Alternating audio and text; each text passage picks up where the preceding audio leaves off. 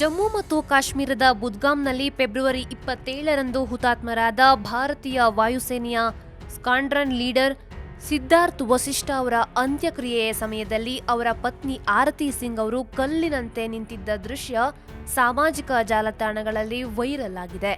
ಸ್ವತಃ ವಾಯುಸೇನೆಯ squadron leader ಆಗಿರುವ ಆರತಿ ಸಿಂಗ್ ಪತಿಯ ಅಕಾಲಿಕ ಮರಣದ ನಡುವೆಯೂ ಕಣ್ಣೀರು ಹಾಕದೆ ನಿರ್ಲಿಪ್ತವಾಗಿ ನಿಂತಿದ್ದ ಈ ದೃಶ್ಯಕ್ಕೆ ಕರುಳು ಕಿವುಚುತ್ತದೆ. ಸಿದ್ಧಾರ್ಥ್ ತಮ್ಮ ಕುಟುಂಬದಿಂದ ಸೇನೆಗೆ ಸೇರಿದವರಲ್ಲಿ 4ನೇ ತಲೆಮಾರಿನವರು. ಫೆಬ್ರವರಿ 14ರ ಪುಲ್ವಾಮಾ ದಾಳಿ ಮತ್ತು ಫೆಬ್ರವರಿ 26ರಲ್ಲಿ ಉಗ್ರನೆಲೆಯ ಮೇಲೆ ಭಾರತ ನಡೆಸಿದ ದಾಳಿಯ ನಂತರ ಭಾರತ-ಪಾಕಿಸ್ತಾನ ಗಡಿಯಲ್ಲಿ ಉದ್ವಿಗ್ನ ಪರಿಸ್ಥಿತಿ ಏರ್ಪಟ್ಟಿತ್ತು. ಈ ಸಂದರ್ಭದಲ್ಲಿ ವಿಮಾನ ಪತನಗೊಂಡು ಪೈಲಟ್ ಸಿದ್ಧಾರ್ಥ್ ಹುತಾತ್ಮರಾದರು. ಈ ಘಟನೆಯಲ್ಲಿ 6 IAF ಅಧಿಕಾರಿಗಳು ಹುತಾತ್ಮರಾದರೆ ಓರ್ವ ಪ್ರಜೆ ಹುತಾತ್ಮರಾಗಿದ್ದರು.